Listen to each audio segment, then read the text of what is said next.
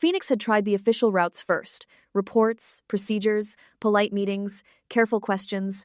But in Maptonshire, the doors did not open. They absorbed the sound of knocking. So he chose another path. If the law could not yet reach the roots, he would live among them. He would listen, work, and study the shape of the silence until he understood what it protected. He moved into the affluent quarter, where houses were bright, curtains were drawn, and neighbors asked only what they needed to. Respectability there was a mask, and privacy had become almost civic religion. It was perfect cover. Phoenix could pass unnoticed. Downtown was different. Among shopfronts, bus stops, and tired workers, people spoke more freely.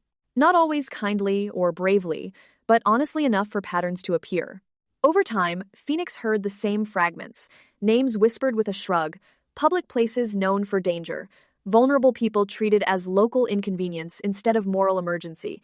Figures like Ba and Gode were spoken of not as impossible scandals, but as parts of the landscape.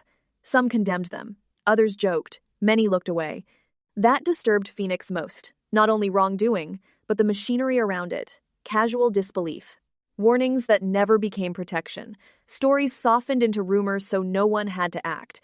Children were told to be careful, but not why. Adults knew enough to avoid certain roads after dark, yet not enough, or not willingly enough, to demand change. When victims spoke, evidence was questioned before compassion was offered. When concerns were raised about trusted people, reputations outweighed risk. Connections mattered. Property mattered. Family names mattered. The vulnerable carried the cost of everyone else's comfort. Even when offenders were removed, the deeper structure remained. Enablers kept positions, protectors protected themselves. Whistleblowers were isolated. Families chose quiet over justice. And the town repeated its favorite spell: nothing to see here. Phoenix began to understand Maptonshire as a place dimmed by habit. Fear had taught people to lower their eyes. Advantage had taught others to keep them lowered. Silence had become shield and weapon. In response, Phoenix created the light unblocking ceremonial table. It was not a machine in the ordinary sense. It was a symbol, a place of reckoning, designed to invite hidden things into view. Around it, every denial would face one question: who benefits from the dark? His first formal position was at the local secondary school. At first glance, it looked ordinary: bells, corridors, uniforms, and tired displays.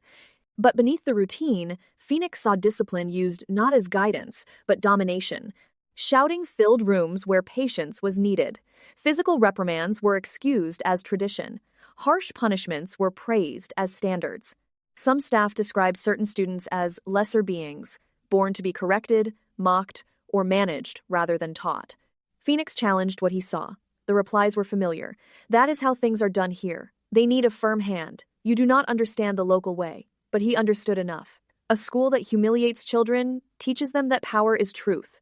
A school that laughs at cruelty prepares the ground for larger cruelties outside its gates. Then came the music lesson that confirmed his fear. A teacher presented an exercise that blurred emotional boundaries and personal space, calling it harmless sensitivity, a link between music and pleasure. Phoenix questioned it immediately. The answer was flippant, almost bored, as if concern itself were the problem. He left knowing the secondary school was not merely outdated, it was defended. Too many adults had mistaken control for care. Too many older students had already learned the town's hierarchy of silence, so Phoenix transferred to a primary school. If he wanted to understand how Maptonshire reproduced itself, he had to look earlier, before children learned which truths were unsafe to speak. The primary school had an excellent reputation. Its reports were polished. Its families were called lovely. Its events were well attended. From a distance, it looked like proof the town still knew how to care. Up close, the cracks widened. Safeguarding training was stale or absent. Concerns were rarely recorded. Staff assumed respectable households could not hide distress.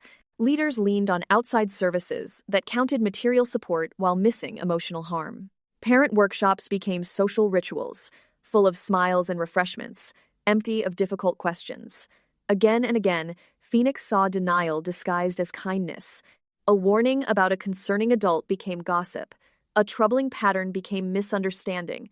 A child's discomfort was explained away because the grown-ups involved were popular, useful, or well-connected. People said, "They are just keeping an eye on him." They said, "Do not make trouble." They said, This is a good community. But goodness without vigilance is only performance. Governors avoided research that might force action. Staff who asked hard questions were excluded. Social networks protected Harmony's appearance. The school did not fail because no one cared at all. It failed because too many people cared about the wrong things first. Phoenix gave the pattern a name, a Kinsey community. A community where exploitation had become so normalized across generations that people no longer recognized the system around them. Some participated directly. Some depended on those who did. Some gained comfort, status, money, or belonging by not seeing clearly. To heal Maptonshire, Phoenix had to go deeper than policy. His investigation led him to a disused mine at the county edge. The old shafts were sealed, but the land still felt unsettled. Local history spoke of violence over resources centuries before, when greed split families, neighbors, and workers. A hunger for buried wealth had left a spiritual blockage in the ground. Phoenix saw the connection. When honest prosperity collapsed, the town had learned to extract value elsewhere. The vulnerable became the new gold. Their pain was mined through neglect, coercion, silence, and profit. At the mine's mouth, Phoenix prepared the curse removal ceremony. The light unblocking ceremonial table stood beneath a darkening sky. Around it, he placed symbols of what Maptonshire had lost: truth, responsibility, protection, tenderness, and courage. He did not ask the past to vanish, he asked it to stop ruling the living. The ceremony was for a 20-mile radius, and for 700 years of inherited distortion. Phoenix called for honest communication to return, for cooperation to become stronger than fear, and for basic humanity to become non-negotiable. When the ceremony ended, the silence changed. It was no longer concealment. It was the silence before confession. But healing needed law as well as light.